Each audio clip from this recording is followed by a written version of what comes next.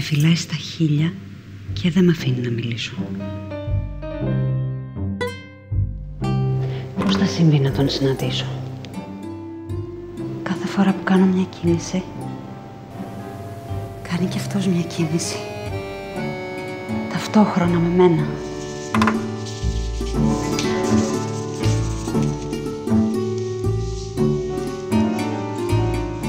Κύριε, είμαι γυναίκα με πολλές αμαρτίες. Μα η θεότητά σου μιλάει μες στην καρδιά μου. Μετά μαγειρεύω. Λαγός μέσα σε κόκκινο κρασί. Πιπέρι, γαρίφαλο, βαλεριάνα. Βάζω και λίγο χοιρινό. Πίνω μισό ποτήρι την ώρα που μαγειρεύω.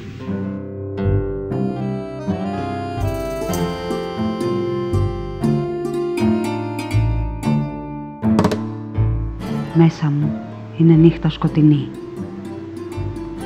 Ίστρος ακολασίας και έρωτας της αμαρτίας, χωρίς φεγγάρι. Στο τέλος,